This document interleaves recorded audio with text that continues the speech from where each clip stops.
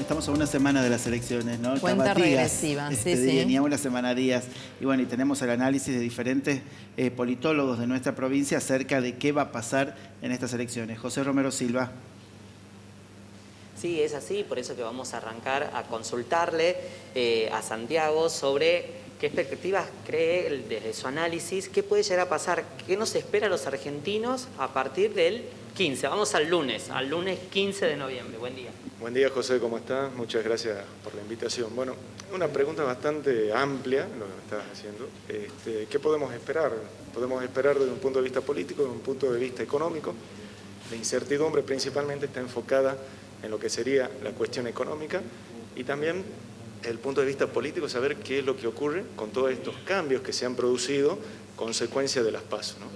Esto a nivel nacional, obviamente, y en ese sentido yo creo que lo que vamos a observar es consecuencia de los resultados que según las tendencias, y obviamente esto son ciencias sociales, puede variar esto, inevitablemente podemos observar según las tendencias que se va a mantener ese margen de diferencia que existe a nivel nacional entre el oficialismo y la oposición.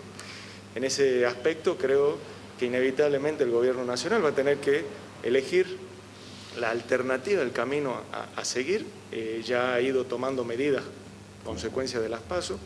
No creo que existan demasiados cambios o cambios muy bruscos en el gabinete nacional, porque los cambios ya se han producido y tampoco es tan sencillo desde el punto de vista de generar certidumbre y generar confianza, estar cambiando constantemente funcionarios nacionales. Entonces, en ese aspecto creo que el jefe de gabinete actual va a seguir tranquilamente durante un periodo de tiempo mucho más largo, más prolongado. Ahora la cuestión es también cómo sigue la parte económica. En la parte económica tenemos que encontrar inevitablemente que el gobierno seguramente se va a adaptar si es que se reduce la cantidad de bancas en el Congreso que pueda tener y en ese sentido el aval que pueda llegar a tener del Poder Legislativo, el Poder Ejecutivo Nacional.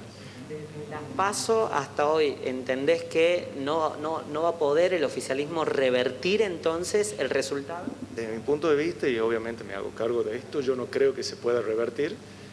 Quizás pueda existir una reducción en la diferencia de votos si es que ese porcentaje que prácticamente según lo que se estima son un 10% de personas que pueden recurrir ahora a las urnas, si es que tienden a votar al Frente de Todos y no a Juntos por el Cambio, pero Santiago, seguramente no va a ser de forma absoluta que lo voten. Sí, hola, ¿cómo estás? ¿Cómo te va, Lourdes? Te saluda Renzo en el Muy piso. bien. Hola, Estás Lourdes. hablando y describiendo un poco el panorama y tu análisis a nivel nacional. ¿Vos crees que acá en Tucumán se van a replicar los mismos números? Digo, teniendo en cuenta el cambio que hubo previo a las PASO, cuando el peronismo iba dividido, ahora que se unió, ¿eso le puede jugar a favor o en contra si hay algún votante descontento? ¿Cuál es tu opinión?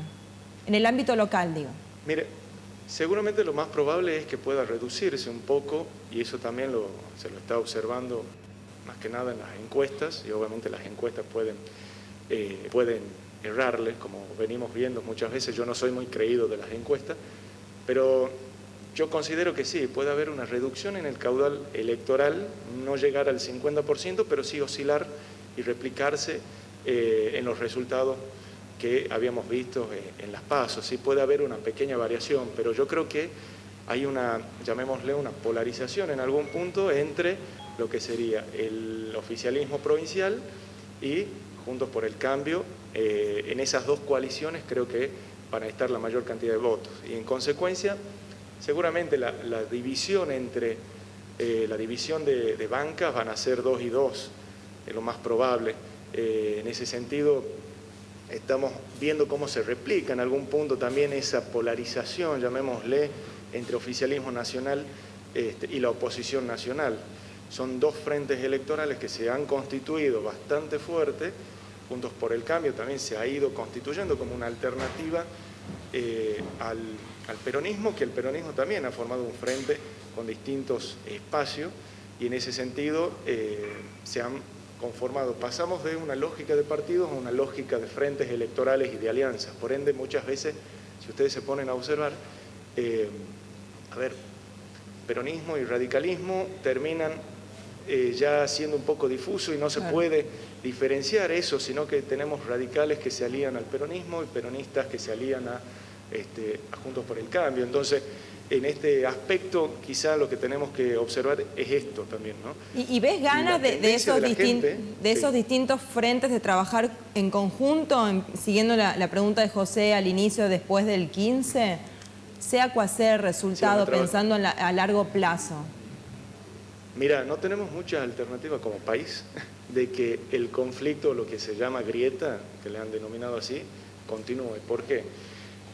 Nosotros necesitamos generar consenso. Si pierden la cantidad de diputados, de senadores en el Congreso, el oficialismo nacional, necesariamente se tiene que sentar a negociar. Hay muchos compromisos a nivel nacional que demandan justamente la necesidad de sentarse con los otros sectores. Además, a ver, esto no solamente por una cuestión de necesidad urgente que tenemos actualmente, yo creo que, y esto es propio de todos los países, o sea, no podemos generar políticas de Estado a mediano y largo plazo si no se sientan a consensuar los principales actores políticos. Santiago. Consensuar los actores. Hablando políticamente, ¿no? Buen día. Lo que ocurrió en Ramos Mejías, ¿no? Este hecho de inseguridad que provocó esta salida de la gente de sus casas el día de ayer a nivel nacional, ¿replica políticamente en nuestro país a días de las elecciones? Yo creo que en algún punto se va a repercutir. ¿Cuándo? ¿Por qué? Entre las tres principales demandas que tiene la sociedad, la pandemia ya no está. Está, en primer lugar, la seguridad, segundo, la corrupción y en tercer lugar, el trabajo. En ese sentido, seguramente, o sea, lo que tenés es una demanda de seguridad en uno de los principales distritos, que es Buenos Aires.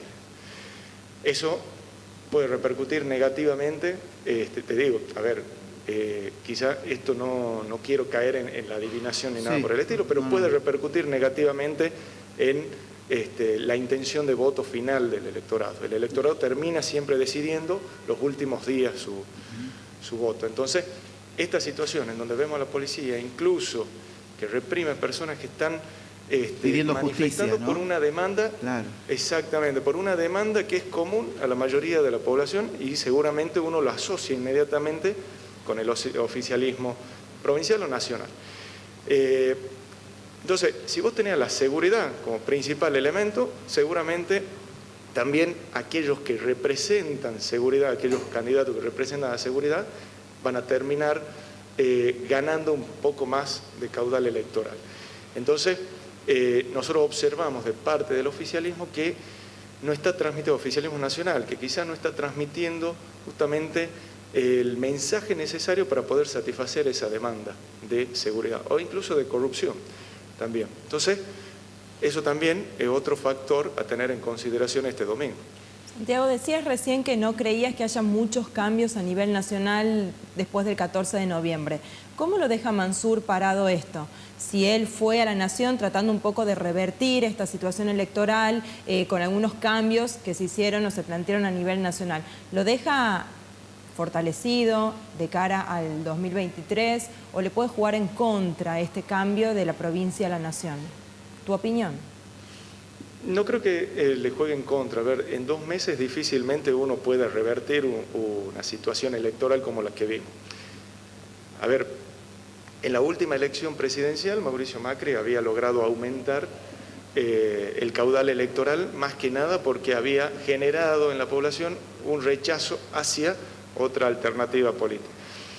En este caso, yo lo que veo es una oportunidad que tiene el gobernador, el exgobernador, perdón, de hacer una gestión en 2 años de llevar adelante todo un proceso de crisis interna que tiene la coalición gobernante debido a que los consensos dentro de esa coalición nosotros los vemos que se están resquebrajando en algún punto. O sea, vemos que los distintos actores, los principales actores empiezan a pelearse, entonces el exgobernador puede aparecer como un mediador y al mismo tiempo lograr consensuar y lograr generar esos vínculos necesarios que tiene que tener el gobierno nacional con las provincias, con los actores internos políticos principales que terminan siempre decidiendo las cuestiones de poder a nivel nacional.